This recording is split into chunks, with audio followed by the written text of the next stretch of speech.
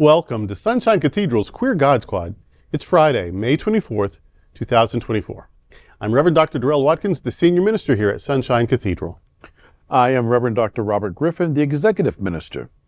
Faith and religion can be complicated for the LGBTQ+ community. Surveys show that evangelical faith is the justification for the greatest attacks on the LGBTQ+ community. The Queer God Squad is going to explore our religious community. Let's explore the big news of the day and what it means to you. I am Reverend Dr. Ann Atwell, the Minister of Connections. This is live, and then we are available on demand.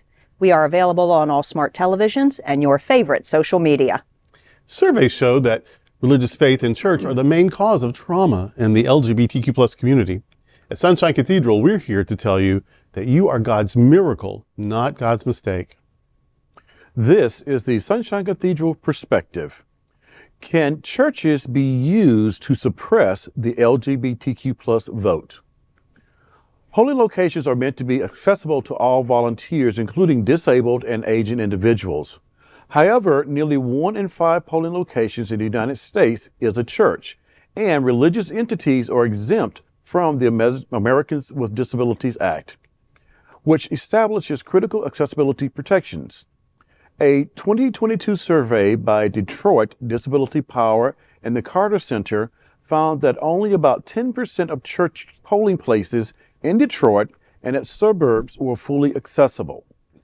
This issue is particularly alarming in states like Oklahoma and Arkansas, where churches make up over 50% of voting locations and mail-in voting is restricted.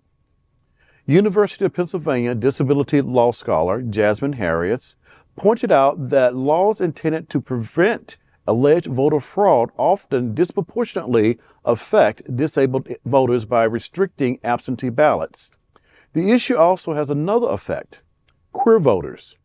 Surveys show religious faith and churches are at the top issues that creates anxiety and guilt in the queer community.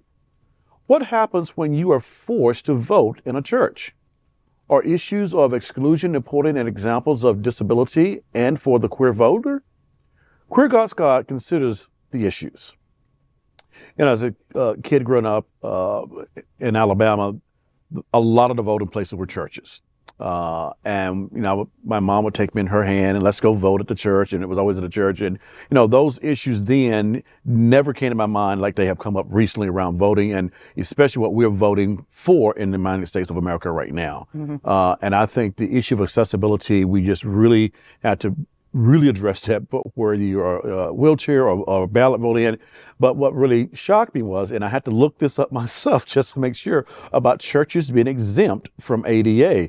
And I think if you read down into a little bit more, it says that, of course, for church those renovations and have to bring anything up to code. But just the notion that churches are exempt from this is a prohibitive, not only for people with accessibility issues, but also the notion that a queer person is having to go into a evangelical church or a Baptist church or any church to vote, and the trauma and the triggers that can set off for them.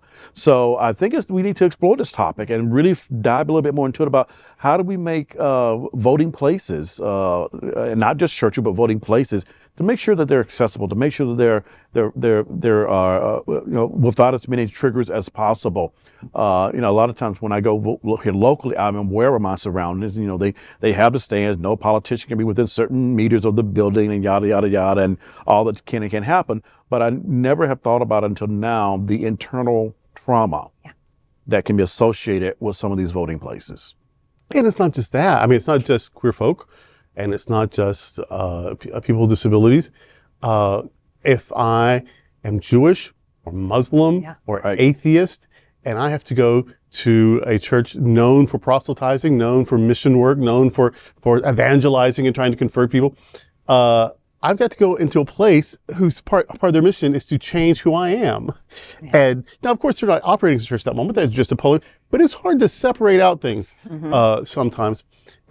Or if I was, there's a lot of abuse cases in a lot of churches, especially churches that have hierarchies where you can sort of hide things. So there's a lot of abuse amongst fundamentalists and Catholics. So if I've been abused, I don't want to go to a place that represents my horror. You know what I mean? So there's so many reasons why it's problematic.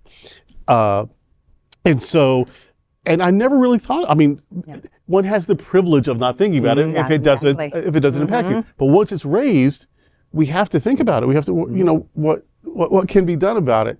Because it isn't fair to people who've been traumatized by church to make them go there to vote. They may decide not to vote. And we all suffer from that. And it's a sin, a shame, maybe a sin, that that people are trying to clamp down on absentee voting. Yeah.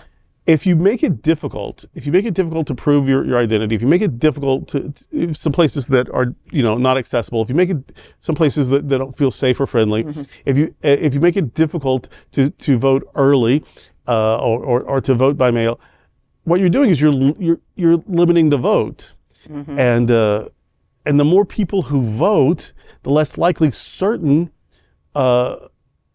political views will prevail. And I think that's the plan. I think that's the plan. Limit the voting, because when more people vote, more progressive things happen. And so I think it's really intentional to try to. So we have to do something about that. And the church, in particular, owes the world an apology, and I don't mean once. Every time this comes up, every minister, nun, deacon, rabbi, maybe not so much rabbis, but every Christian leader, we need to say, we're so sorry for that. You know, well, it wasn't on my watch. I didn't do it. I'm choosing to wear this. You know what I mean? And some people who wear this do other things. And so, yes, if I'm going to wear this, I have to take responsibility for everyone who wears this.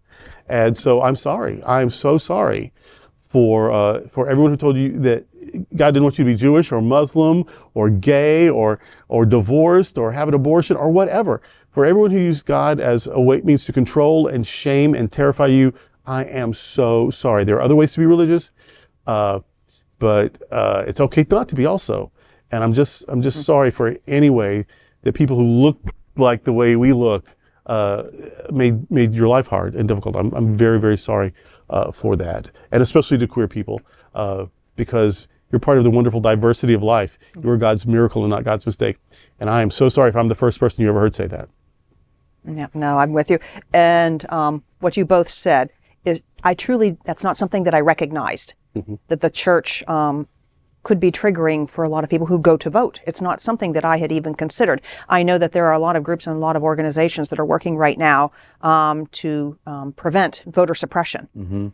And I think that those groups, and maybe us too, need to step up and say, this is not the place for polling. This is not the place for people to go and vote. There's numerous community centers around. There's a lot of other places where people can go and vote. Actually, we just had our polling place changed from a church to our neighborhood's community center. And I don't know why or how that happened, but it works. So I think maybe it's time for folks to step up and say, no more. We're not going to do this. I don't know that I've ever voted in church. I voted in high schools and elementary schools and community centers and art centers.